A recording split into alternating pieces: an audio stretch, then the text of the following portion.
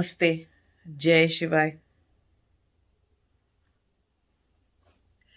आज हम बात करेंगे कि वर्ण व्यवस्था में वर्ण अलग अलग वर्ण के लोगों में कौन सी शक्ति प्रधान होती है ना, और तो उससे किस तरह के कर्म होते हैं, उनका क्या प्रभाव पड़ता है, उस बारे में हम बात करेंगे।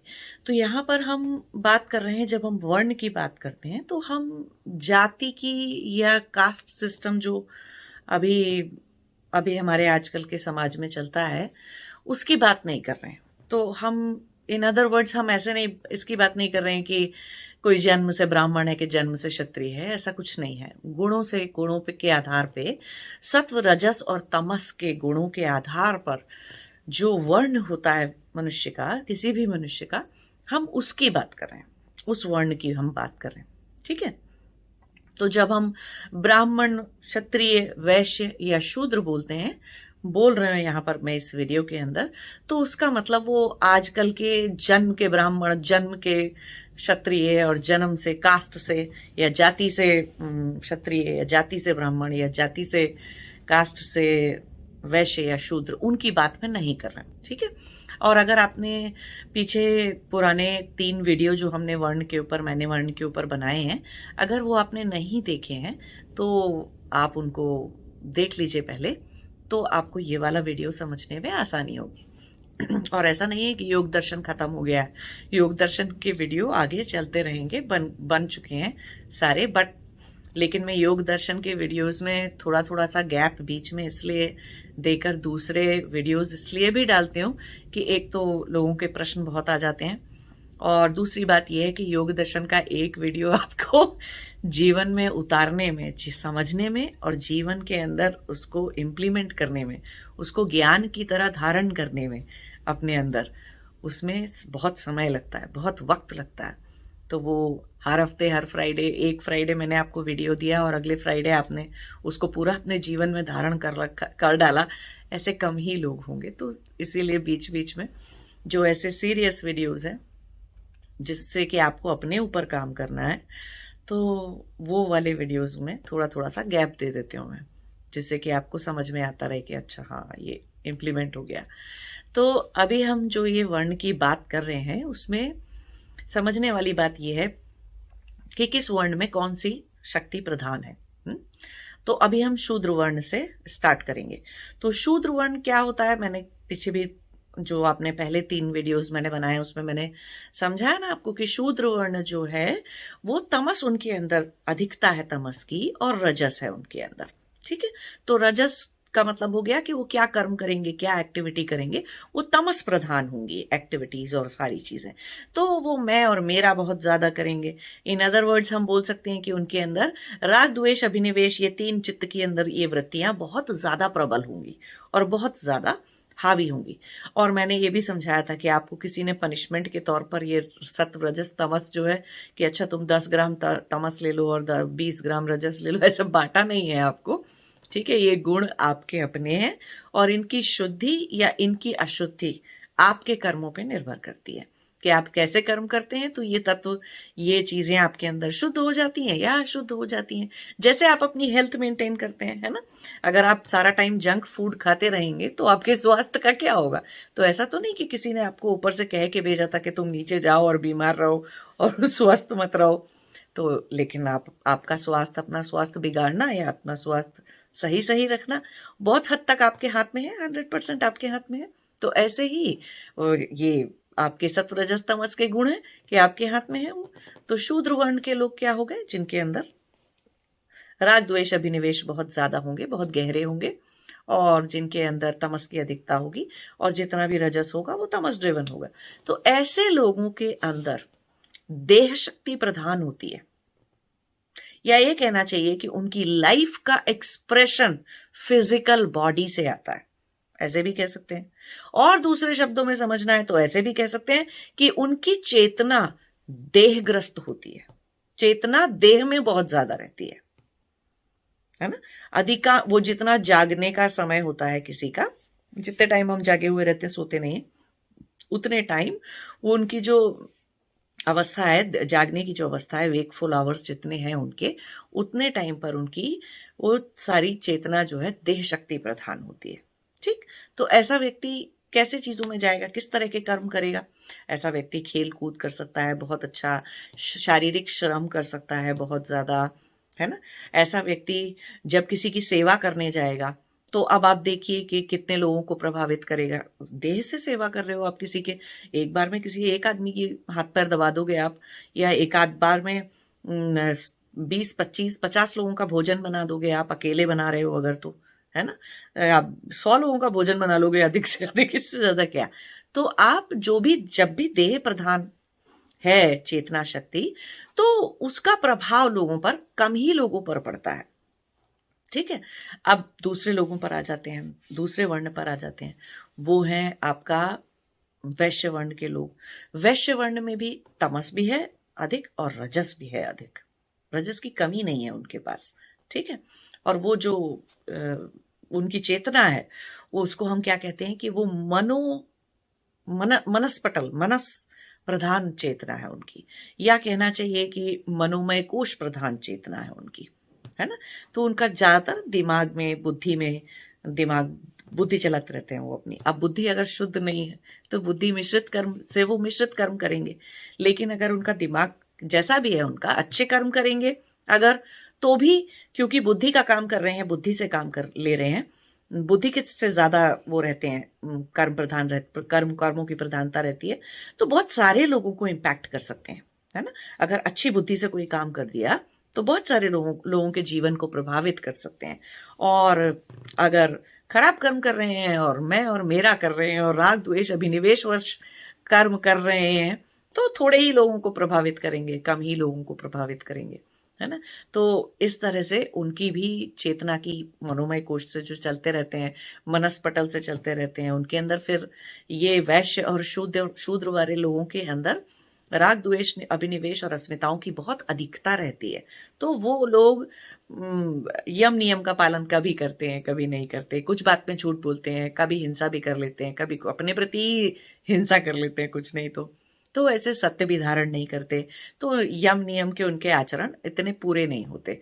तो बाकी चीजें हो गई जैसे कि प्रत्याहार, प्राणायाम या आसन या धारणा, वो तो दूर की बात है अभी, है ना? उतना तक वहां तक नहीं जाते हैं।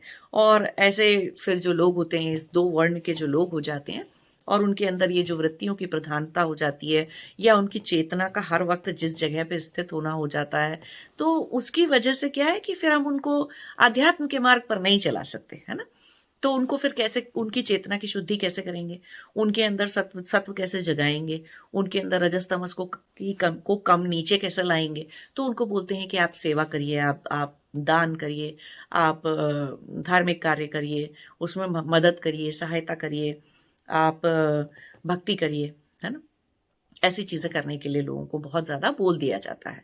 अब हम बहुत हाई लेवल की भक्ति की बात नहीं कर रहे हैं, कुछ लोग तो वहां से जाते जाते चैतन्य महाप्रभु भी हो जाएंगे, भक्ति के रास्ते से जाते जाते मीराबाई भी हो जाएंगे, तो वो फिर ब्राह्मण हो गए वो, ठीक है, क्योंकि वो मोक्ष की तरफ चले गए उस चीज को यूज करके। लेकिन अभी हम क्या कर रहे हैं कि कोई आदमी अगर हर वक्त देह से कर्म करने में लगा रहता है या बुद्धि चलाने में लगा रहता है, तो उसको जीवन में शांति नहीं मिलेगी। हर वक्त वो इंसान, वो मनुष्य इधर भाग रहा है, कभी उधर भाग रहा है, कभी ये कर रहा है, कभी वो कर रहा है, कभी इसमें उलझ गया, कभी उसमें उलझ गया, कभी किसी ने कुछ कह दिया, कभी किसी ने कुछ कर दिया, कभी वो इससे रिश्ता बनाता है, उससे तोड़ता है, फिर इससे बनाता है, उससे तोड़ता है, पूरे जीवन यही करता रहता है। दुख बना लेगा अपने लिए बहुत सारा, बहुत ही दुखी आत्मा हो जाएगी वो। जब तक वो व्यक्ति, ऐसा व्यक्ति 70 80 साल का होगा, 60 साल का होगा, तो वो बहुत सारा दुख बना चुका होगा अपने, बहुत गहरा बैठ जाएगा दुख उसके अंदर। अब इतना दुख बैठ जाएगा और इतना बुझे मन से कोई व्यक्ति जिएगा, तो वो अपना भी क्या कल्याण करेगा और सामने वाले दूसरों का भी, समाज का भी क्या कल्याण करेगा? कुछ भी नहीं करेगा ना। तो इसीलिए बोला जाता है कि थोड़े से कर्म करने में टाइम जो है ये लोग कम लगाएं। तो उसकी जगह दान कर लिया, सेवा कर ली, भक्ति कर ली, तो उससे क्या हुआ कि कर्म करने की, क्योंकि मिश्रित कर्म करने की टेंडेंसी है, प्रवृत्ति है इन लोगों के अंदर, तो मिश्रित कर्म ना करें, उसके लिए हम उनको समझा रहे हैं कि दान कर लो। तो दान कर दिया। तो ऐसे कर करके अपनी, क्योंकि देह से ही चीजें कर रहे हैं ना, देह देह का ही काम कर रहे हैं, या वैश्य हैं तो बुद्धि से काम कर रहे हैं, तो लोगों के, कम से कम लोगों के इस जन्म में तो समाज को सुधार ही सकते हैं। इस जन्म में तो दान भक्ति और सेवा करके अधर्म से बच सकते हैं ना, वो खुद भी बच सकते हैं और समाज में दूसरों को भी अधर्म से बचा सकते हैं। अगर दान सेवा करते रहेंगे तो समाज सीधा सीधा सुचारू रूप से चलता रहेगा, पूरी सोसाइटी सब जगह धर्म धर्म के हिसाब से सब चीजें ठीक ठीक चलती रहेंगी, भक्ति करते रहेंगे, थोड़े से भगवान से जुड़े रहेंगे, तो अहंकार इतना बढ़ेगा नहीं, है ना। अहंकार इतना ज्यादा बड़ा नहीं होगा कि एक दिन पता चला उसके बाद कई जन्म लग गए सिर्फ अहंकार ही तोड़ने में। ठीक है, तो इसीलिए बोला जाता है कि दान करो। भक्ति करने का मतलब है कि अहंकार को नीचे लाना, है ना। वो जो एक मैं, सिर्फ मैं ही हूं और मेरे अलावा कोई नहीं है, ऐसी कोई भावना बना ले, वो ऐसा कोई घर कर जाए उनके अंदर, इतने जड़ हो जाए वो चीज, तो ऐसा ना हो पाए, रोक दें हम उनको, तो उसके लिए किसी के सामने तो सर झुका लो, तो भक्ति करने के लिए बोलते हैं। और उसमें भक्ति में भी, अरे किसी की भी भक्ति कर लो, माता पिता की भक्ति कर लो, गुरु की भक्ति कर लो, और भगवान की भक्ति कर लो, किसी की भी भक्ति कर लो, लेकिन तुम्हारा राग द्वेष अभिनिवेश उससे खर्च हो जाएगा, है ना। और वो जो वृत्तियां इतनी बुरी तरह से, अब प्राणायाम तो करते नहीं, योग ध्यान आसन प्रत्याहार तो करना आता नहीं उनको, तो कम से कम दान करके, सेवा करके, और ये इस तरह से भक्ति करके कुछ तो वृत्तियां कम होंगी, कुछ तो पाप कर्मों का बोझ फल कम होगा, कुछ तो दुख का निवारण होगा। हर कोई भी आत्मा दुखी रहना नहीं चाहती है ना। कोई भी आत्मा, कोई भी व्यक्ति, कोई भी मनुष्य, किसी भी वर्ण का हो, दुख से ही तो निवृत्ति चाहता है, और वो बेचारा परमानेंट निवृत्ति चाहता है। बस बात वही है कि अभी तक उस स्टेज पे उतनी चेतना में परिपक्वता नहीं आई है कि साधना करने बैठ जाएं, योग तपस्या ध्यान करने बैठ जाएं, धारणा लगाने बैठ जाएं। तो जितना आता है, जितने हैं, उसी लेवल पे उनको समझाया जाता है कि तुम अपने लिए दुख की निवृत्ति कैसे कर सकते हो, दुखों को कम कैसे कर सकते हो। तो ये देह प्रधान और मनस्पटल प्रधान। तो अब ऐसे लोग इंद्रिय जय भी नहीं होते, तो चंचल मन होता है, एकाग्रता की कमी होती है, ये सब चीजें होती हैं, है ना। और कितने लोगों पर उनके कर्म के योगदान का फर्क पड़ता है, असर पड़ता है, प्रभाव पड़ता है ना। तो कम ही लोग होते हैं, 250 दो हजार जीवन में लोग हो गए, उतने ही लोगों के ऊपर उनका सुचारू रूप से 5,000 10,000 मैक्सिमम लोग होंगे, उनके ऊपर उनका कर्मों का प्रभाव रहता है, क्योंकि वो देह शक्ति प्रधान थे, वो मनस शक्ति प्रधान है, वैश्य जितने भी हैं, है ना। तो अब तीसरे वाले पे आ जाते हैं, क्षत्रिय। क्षत्रिय अपने कर्मों को कैसे करते हैं, क्या कहां पे होती है उनकी शक्ति? उनकी शक्ति प्राण पे स्थित है। एक तरह से कहना चाहिए कि उनकी चेतना प्राणमय कोश प्रधान है। प्राणमय कोश में भी प्राण प्रधान है। ठीक है, तो ऐसे लोग जान भी दे देते हैं, अपने प्राण दे सकते हैं, प्राण की आहुति देने में, सत्य के लिए, धर्म की रक्षा के लिए, सत्य की रक्षा के लिए, सही बात के लिए अपने प्राणों की आहुति देने से डरते नहीं है, बिल्कुल पीछे नहीं हटते। वो क्षत्रिय धर्म के लोग हैं। तो जब कोई प्राण से किसी के लिए कुछ कर रहा है, पहले वाला देह से कर रहा था, शूद्र जो व्यक्ति है, शूद्र वर्ण का जो व्यक्ति है, वो देह से कर रहा है। जो मनस्पटल प्रधान, मनस प्रधान शक्ति का जो व्यक्ति है, वैश्य वर्ण का, वो अपने मनस से, अपनी बुद्धि से कर रहा है, कर्म कर रहा है ना। तो कम ही लोगों के जीवन को प्रभावित कर पाता है। लेकिन जो प्राण से कर रहा है, वो इस जन्म में किसी और के प्राण बचा रहा होगा, धर्म की रक्षा कर रहा है, किसी दूसरे के प्राणों की रक्षा कर रहा है, तो किसी का पूरा जन्म बचा दिया उसने। जबकि शूद्र ने या किसी ने जो भी कर्म किए, उससे क्या हुआ, ये जीवन सुचारू रूप से चला, 1 घंटे किसी के हाथ पैर दबा दिए, या सेवा कर दी, या किसी भी तरह का कोई काम कर दिया, तो उसका मनुष्य के जीवन के अंदर अंदर उसका प्रभाव पड़ेगा कि हाँ, इसी जीवन में कुछ सालों तक के लिए प्रभाव पड़ गया, आपने प्रभाव डाल दिया। एक वैश्य ने या एक शूद्र वर्ण के व्यक्ति ने अपने कर्मों के द्वारा कुछ सालों के लिए, कुछ महीनों के लिए, कुछ घंटों के लिए, कुछ दिनों के लिए किसी के जीवन को प्रभावित कर दिया। अच्छे कर्मों की बात करें हम, बुरे कर्मों की नहीं। ठीक है, बुरे कर्म करना ही कौन चाहता है, जाता ही कौन, उस तरफ तो जाना नहीं है, तो उसकी बात हम नहीं कर रहे हैं, अच्छे कर्मों की बात कर रहे हैं। लेकिन अच्छे कर्म जब क्षत्रिय करेगा, तो उसने आपका पूरा जीवन बचा दिया। है ना, इस पूरे जन्म को बचा दिया। अगर किसी के प्राणों की रक्षा उसने अपने प्राण की बिना चिंता किए हुए कर दी। तो क्षत्रिय धर्म से जो लोग चलते हैं, क्षत्रिय धर्म जिनके अंदर है, उनके अंदर प्राण की आहुति देने से कोई डर नहीं है, प्राण शक्ति को खो देने से कोई डर नहीं है। तो अगर किसी की जान उन्होंने बचाई या कुछ भी किया, पूरा जन्म हो गया। अब ब्राह्मण पे आ जाते हैं। ब्राह्मण आत्मशक्ति ड्रिवन होते हैं, आत्मशक्ति से चलते हैं, ना देह शक्ति से, ना बुद्धि की शक्ति से, मनस की शक्ति से, ना ही प्राण की शक्ति से, आत्मा की शक्ति से चलते हैं वो। तो वो जब भी समाज का किसी का भी कल्याण कर रहे हैं या कुछ भी मानव जाति के लिए कर रहे हैं, वो आत्मा से कर रहे हैं। और सबसे शक्तिशाली क्या है आपके अंदर? आत्मा। क्यों? कि वो हर तरह के शरीर धारण कर सकती है, हर तरह के मनस्पटल और बुद्धियां धारण कर सकती है। आत्मा उतनी शक्ति रखती है, और हर तरह की कलाओं के प्राण धारण कर सकती है। 2 कला के, 4 कला के, 16 कला के, 14 कला के, कितनी भी कलाओं के प्राण को धारण कर सकती है। तो आत्मा, इन सारी चीजों में सबसे ज्यादा शक्तिशाली क्या चीज हुई? आत्मशक्ति। तो इसीलिए ब्राह्मण वर्ण को शक्तियों की दृष्टि से अगर हम देखेंगे, तब भी हम सबसे ऊंचा स्थान देते हैं, तब भी हम सबसे शक्तिशाली मानते हैं। कि जब भी कोई आत्मा ब्राह्मण वर्ण की हो जाती है, इसका मतलब उसके अंदर सत्व बहुत हाई हो जाता है, और उसके अंदर रजस कम हो जाता है, और तमस उतना नहीं रहता। तमस सिर्फ इतना ही रहता है कि शरीर को, देह को धारण करके रख लें इस जन्म में, उतना सही तमस है कि बैठना है तो बैठ पाएंगे, शरीर के साथ बैठ जाएंगे, शरीर बैठ जाएगा। सोना है तो सो लेंगे, शरीर सो जाएगा। बस शरीर की क्रियाओं को चलाने जितना तमस होता है, उनकी बुद्धि पे तमस नहीं होता, उनकी चेतना पे तमस नहीं होता। ठीक है, वहां नहीं पे असर नहीं पड़ता उसका। लेकिन बाकी लोगों में चेतना पर और बुद्धि पर तमस का प्रभाव रहता है, लेकिन इन लोगों पर नहीं रहता, है ना।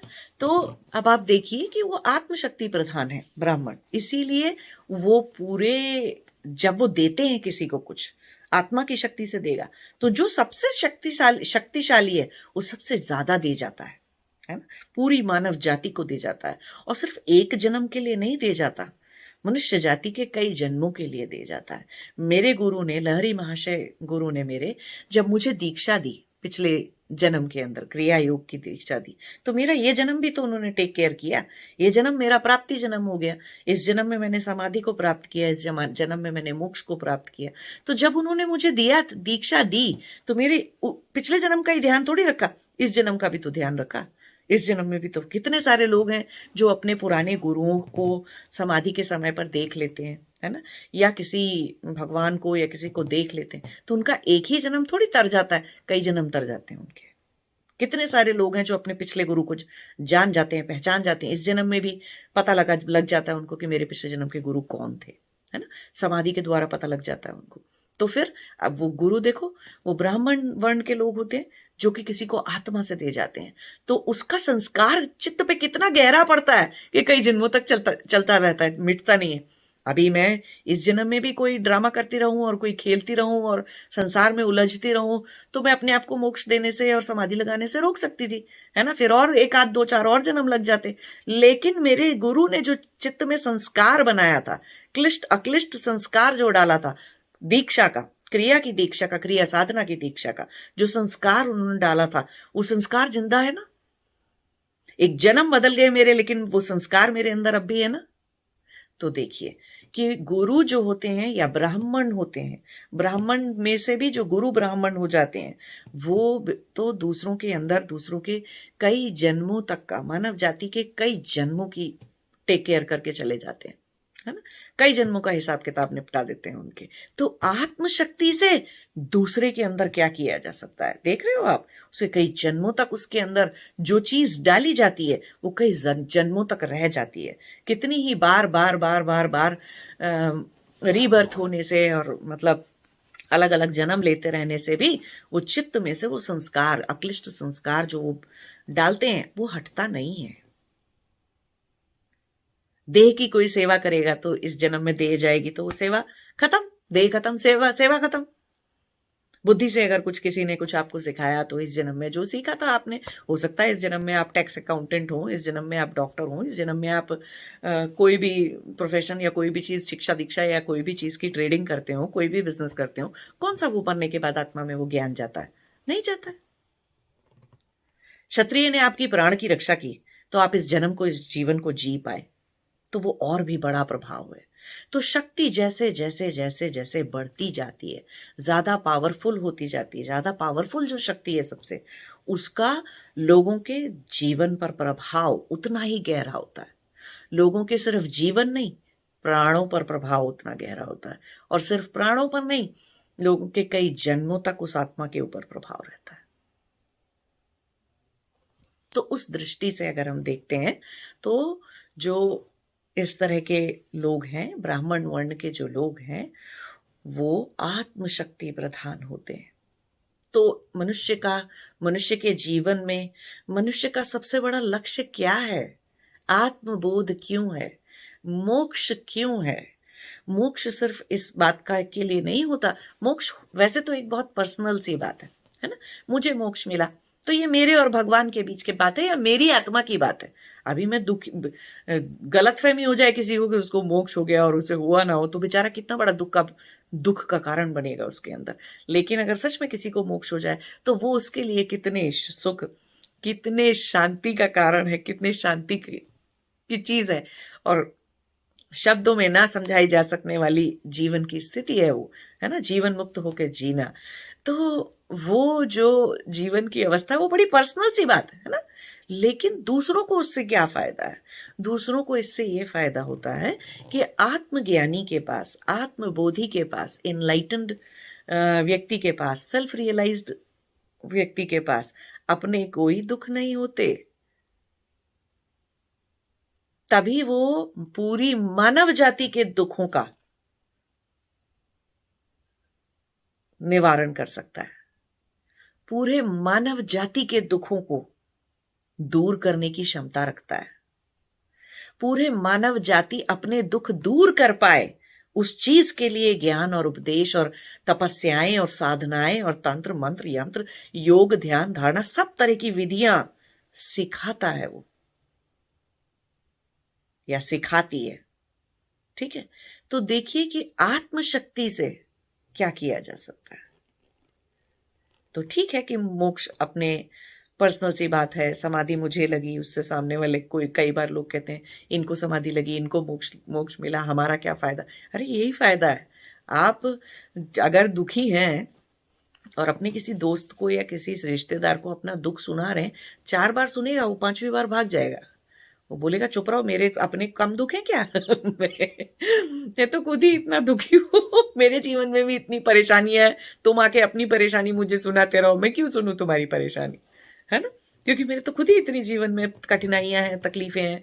या फिर कोई परेशान हुआ जा रहा है, अब उसका दोस्त रिश्तेदार पूछ ही नहीं रहा क्योंकि वो खुद भी परेशान है, तो बेचारा दूसरे से क्या पूछेगा कि तुम कितने परेशान हो, लाओ मैं तुम्हारी मदद कर दूं। अरे वो खुद उसको मदद की जरूरत है, तो दूसरे की मदद क्या करेगा? तो एक बहुत ही लिमिटेड अमाउंट में आप समाज के अंदर कोई किसी की मदद कर सकता है, या उसका दुख सुन सकता है, या दुख का निवारण कर सकता है ना? एक लिमिटेड उससे कर सकता है क्षमता से।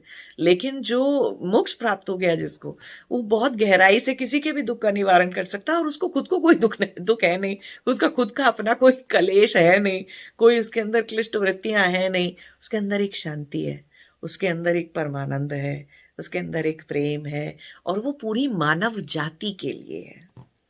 ऐसा नहीं कि किसी धर्म विशेष विशेष या किसी समुदाय या किसी आस्था विशेष के लोगों के लिए वो कोई रिजर्व चीज है कि अच्छा अभी मुझे मोक्ष मिल गया, अभी मैं समाधि लग गई, या परमानंद को सच्चिदानंद प्राप्त हो गया अपना, अभी मैं सिर्फ हिंदुओं को पढ़ाऊंगा या पढ़ाऊंगी, है, या फिर मैं किसी देश के, सिर्फ भारत के लोगों को पढ़ाऊंगा, बाहर के नहीं। नहीं, पूरी मानव जाति के लिए जीते हैं। कोई भी ज्ञान लेने आए, किसी भी धर्म का, प्रजाति का, किसी भी तरह का व्यक्ति हो, और सिर्फ मनुष्य ही नहीं, कितने भी सेलेस्टियल बीइंग और दूसरे तरह के लोग आ जाए, किसी भी दूसरी देहधारी के जीव आ जाए, सभी को ज्ञान देना, शक्ति देना, और सुख के रास्ते की तरफ, परमानंद के रास्ते की तरफ जाने के लिए जो चाहिए उनको वो देना एक ब्राह्मण का, एक समाधि मोक्षधारी आत्मा का ये कर्तव्य होता है। तो वो ये करते हैं, है ना। तो इसलिए क्योंकि आत्मशक्ति प्रधान हो जाने से कितना सारा भला किया जा सकता है ना। तो सभी को इसीलिए बोला जाता है कि आत्मबोध की तरफ जाओ, आत्मशक्ति की तरफ जाओ, आगे जाके इतना सबको आप परमानंद के रास्ते पे डालो। अभी जैसे जैसे शाम हो जाती है, रात हो जाती है, मेरे अंदर आनंद जो है वो ऐसा लगता है जैसे मुझे फट रहा है मेरा पूरा खुद का पूरा अस्तित्व फटने लग जाता है। तो मुझे बोलने में थोड़ी सी तकलीफ होने लग जाती है, बोलने में रुकावट आने लग जाती है। वो आनंद इतना विस्फोटक किस्म का आनंद होता है, वो परमानंद। और वो संध्या काल के समय और ऐसे शाम के समय में, रात के समय में बहुत ही अधिक हो जाता है। और सुबह के समय में, दिन में तो ठीक है, कंट्रोल कर लेते हैं उसको थोड़ा सा, लेकिन रात को और सुबह नहीं होता है। तो समझिए आप ये सब चीज़ों को कि कैसे जो वर्ण है, किस वर्ण में कौन सी शक्ति प्रधान होती है, और सभी को आत्मशक्ति को प्रधान रखना है ना। धीरे धीरे हम क्रिया की साधना क्यों सिखाते हैं? सबसे पहले हमने हठ योग सिखाया किसी को, क्योंकि देह प्रधान चेतना थी, ठीक है। उसको साधते साधते मनस स्थिर हो गया, है ना, इंद्रिय जय होने लग गए आप। तो उसको हमने बोल दिया कि वो मनस की साधना थी, मनस की साधना कर ली। राजयोग भी कह देते हैं कभी कभी हम उसको। तो हठ योग हो गया, राजयोग हो गया। अब क्रिया योग होगा, जब प्राण शक्ति पे आ गए आप, प्राण शक्ति, प्राण प्रधान चेतना हो गई आपकी, तब हम क्या बोलेंगे कि अब आपके लिए कौन सा है, क्रिया योग पे चलते रहोगे अब आप, है ना। और फिर जब आप क्रिया योग करते करते, क्योंकि प्राण के बाद ब्राह्मण वर्ण की तरफ जाओगे, क्षत्रिय वर्ण तक आ गए, मतलब कि गुणों की इतनी, सत्व रजस तमस की उतनी शुद्धि हो चुकी है आपके अंदर, तो अब आप ब्राह्मण वर्ण की तरफ जाओगे, मतलब कि पूर्णतः सत्व की तरफ जाओगे, है ना। तो उसके लिए तब आप क्या करोगे, अब सिर्फ समाधियां रह जाएंगी, तो सिर्फ समाधि लगाते रहोगे। क्रिया साधना थोड़े टाइम करोगे, लेकिन फिर वो सीधा समाधि में ही रहोगे सारा टाइम। और फिर समाधि लगते लगते, शुद्धि होते होते, संस्कारों का नाश होते होते आत्मबोध हो जाएगा, एनलाइटनमेंट हो जाएगा, समाधि लग जाएगी, सच्चित आनंद की, परमानंद की प्राप्ति हो जाएगी, है ना। तो सभी आत्माओं का वही प्रयत्न है। सभी लोग अगर वर्ण के हिसाब से देखेंगे तो सत्व रजस तमस के उसी बैलेंस की तरफ जा रहे हैं, सत्य को जगाने की तरफ जा रहे हैं, ठीक है। तो समझिए इन बातों को। नमस्ते, जय शिवाय।